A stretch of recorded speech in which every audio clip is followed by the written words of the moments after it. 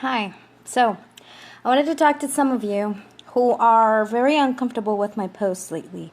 You need to delete yourself. You need to block me, delete me, unfollow me, because obviously what's really happening in the world disturbs you too much. Let me tell you, I've been in your shoes because there are many people I've unfollowed because they post images of bleeding children, starving children, and I can't handle the imagery, right? That has been me in the past. So I understand when people don't want to see and don't want to read what other people are going through. But I'm going to talk to you about something that we need to stop doing. And that is, we are now in the social media era. We're creating this little bubble of picture perfect lives. Everything filtered. Everybody wears a filter where they look like a cute bunny, like they have makeup on. They try to look hot. They try to look impressive. They try to make their lives look amazing. That is not reality. Not even by any stretch of the imagination. It's not reality. Reality is freckles. Reality is spots. Reality has lines. Reality has, all these straggler hairs and blackheads and spinach stuck in your teeth because you just ate and you forgot to brush or you ran off. Real life is little children with, mucus running, not the picture perfect shit, that we see all the time. And I have to talk about this because I'm getting stupid comments from people I expected to be leaders, who I expect to be compassionate because they talk a big game. They post quotes about how they care about the world. They post all these really nice little quotes about making the world better. But when it comes to listening to oppression to children and liberation of these children and giving them a voice, they're like, oh, Beth, you need to shut up about it. You're talking too much about it. How do you have time for this? One person literally told me, why are you wasting your time? And I'm like, wasting my time? Excuse me. If you and I, who have time, who have devices, who have social media, who have money, who have roofing, who have housing, who have a place to hide and be protected, don't speak up, no one will. No one at all.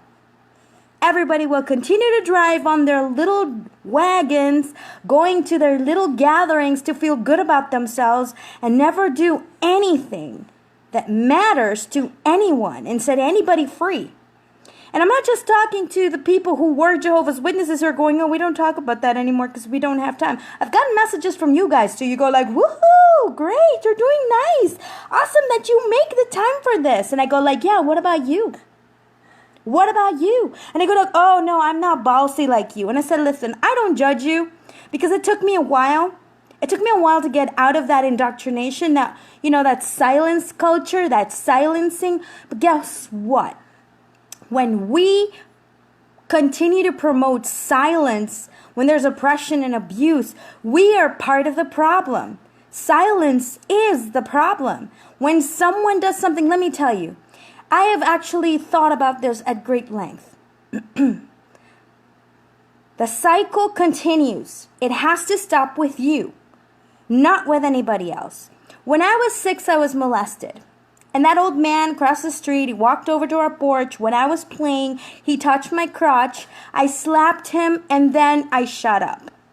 And I shut up because I didn't think anybody was going to defend me. Because I grew up in an organization, in a group where it said, you probably looked for it. What were you doing outside in your bathing suit? I had seen those conversations.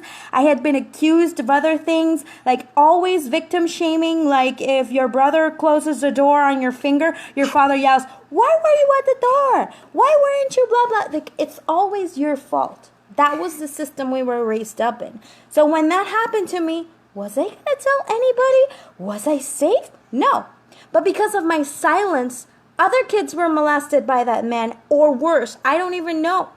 What I do know is that one of his other victims, whom everybody talks about in my neighborhood, she went on to try to assault someone related to me with her husband when that person was older, when she was an adult, before she had children. Okay? And when that happened, when I started thinking, I went, if I had spoken and that guy was in prison, because she's like 5 years younger than me, she wouldn't have been molested or worse, and then she wouldn't have become a perpetrator. You see the domino effect that your silence can have? And look, I am someone who calls people to take responsibility, because we all have responsibility. You need to take whatever I say and think about what kind of responsibility you can take, and just do it. You don't have to do what I do. You don't have to make live videos. You don't have to go to the press accidentally. You don't have to go stand in corners with signs. It could be as simple as listening to someone talk about their abuse and telling them, I will hold your hand. Let's go to the cops now. And if somebody is living in oppression, I will let you stay in my house. Let's go. Because those things were offered to me later in life. But when I was a little kid, I didn't know where to go. I had no one to go to. And so what I'm doing, it might rub you the wrong way. It might be uncomfortable. But let me tell you, this is the reality. And it's much worse. It's much worse than you want to imagine. Okay? It's little children living in houses. They're this age. I'm holding a little baby who's not even 2 years old. She's safe. But there's children like her who are sitting in a corner screaming while their sister, who's not even 4 years older, is being raped. Okay? Those are the cases that are happening. Little brothers who remember 4 years, 4, 5, 6, 10 years, even 18 years of abuse, where father and an uncle come to their sister and, I'm going to just say it, fuck her raw. You hear that? Do you hear that? Little kids, that's happening to them. We need to get angry. We need to talk about it. We need to stop it. And it's not about taking violent acts. It's about denouncing the places where this is being hidden. Making room for people to run to and get refuge. Yes, being comfortable is where you go to die. Yeah? You can't grow. Our society, humanity, the world, we're never going to reach our best potential collectively if we're all comfortable.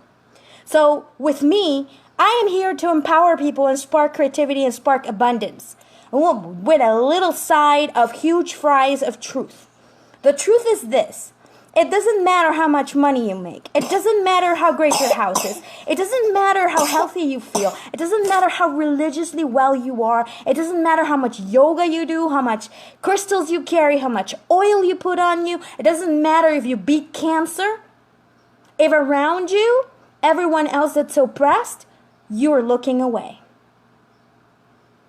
Because if you can't love everyone else and you can't bring love to the world and healing to the world, your healing is temporary. It is. Because you're going to have children, you're going to have friends who are going to suffer at the hands of the cycle of abuse, because abuse is a cycle. What is done to you, you repeat. And this is the truest thing I could tell you. I've lived it myself, and I don't want to go into details because I'm still dealing with the emotional backlash of seeing the cycle happen in front of me. And be like, when I'm old enough to look back, I go, whoa, that's a cycle of abuse right there. And it takes owning up to the reality and saying, it has to stop with me. And that means we might talk about things that are very uncomfortable. I am sorry for those people who think they're out there being leaders, helping people make money and buy cars and all those things. Oh, you're tired, aren't you? She's not feeling so well. And these people are doing all those things and they think they're all that in a bag of chips. But they have zero compassion, and they come and they tell me, I don't know why you're spending so much time talking about this, but whatever it is, I hope it gives you healing. And I'm like, it's not about me. It's not about me. It's about you guys. Because guess what? I'm going to be honest with you. I can't talk to Jehovah's Witnesses. They're not listening to me. They haven't been listening to me since I'm 20. That's 14 years of being behind double pane mirror glass. Okay, you know what it is to be in your family and no one sees you? No one cares? No one even knows if you're sick, if you're dying, if you're hungry, if you're starving. It doesn't matter that you're not a killer, a murderer, a thief. You're just somebody who said, I am coming back to you guys. Your system, your religious system is wrong and something is wrong with what you're doing. That's all I said. That's all I did. But then, no. So I can't reach them. You can. And that's why I'm giving you the information, and it's going to be annoying if you don't like it. Yeah, I'm sorry. Delete yourself. Don't make comments belittling. Just admit, I don't care about this. I don't want to see it. I'm out. You have that freedom. Let's be honest here. But stop telling other people who are speaking up to shut it. Stop telling other people who see the abuse and speak about it, oh, you're not healing fast enough. You need to let it go. That's what we call victim shaming, victim gaslighting, and all that stuff. And you belittle their story and you try to silence them. The story is not about them. But you need to have some, respect other people and respect that things happen and they need to be talked about. We cannot move forward until we look at the damage that we have, because it's all of us. The damage we have inflicted on humanity together. Because we all do shit. I'm sorry. You're not perfect. You do shit. You're lovable and everything, but you do shit that could hurt other people. And the cycle of oppression, of abuse continues. It's a cycle to get out of it. It takes time, effort, and you go deeper and deeper until you become better and better at it. But this whole thing of people going, oh, you're making me uncomfortable. And I'm shocked. Sometimes I'm shocked at the people who come and message me. I'm like, you're supposedly somebody who's helping the community and rescuing dogs and cleaning beaches, and you're uncomfortable because I'm talking about child abuse and how horrible it is, and that we need to put into light all these organizations that hide it. And if you don't know whether it's true, research. Like, seriously, Google it. Anything can be found on Google. And so that was my message for today. Stop silencing hurt. Stop silencing other people. Stop telling them, oh, get over it. Because that's why we're in this problem. Parenting that taught children to ignore their emotions, to ignore their pain, push it down, push it down, push it down. And then all these people who are confused, who are in split personality disorder type situations where they do one thing here, they want to do that, they don't know, they can't reconcile themselves with themselves because they don't know how to deal with their pain. And let's not even get on the topic of how all this hurt and all this drama, let me see, this kid is really heavy, how all this drama, as it's bottled up in your body, creates disease. And you wonder why we have an epidemic of cancer and diabetes. It's all this hurt. Yes, also poor health choices. But my friend, the human condition right now is that, I like the scripture. The Bible text that says, all creation groans and waits.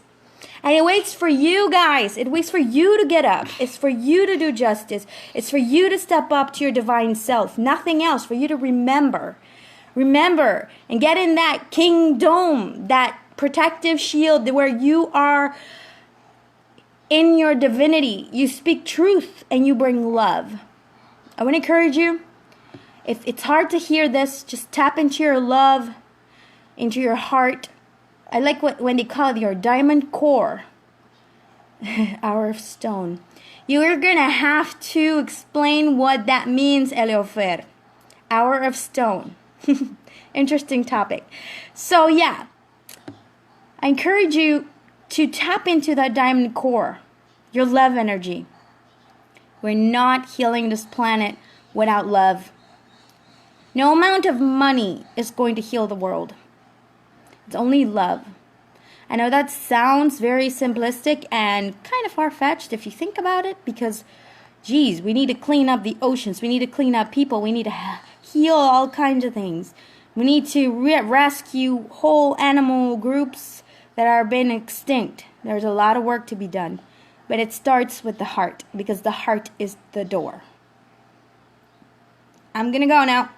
Got this little sick girl who needs me to walk around. Say bye. Say bye-bye. Bye-bye. Bye-bye. Love you all. Bye.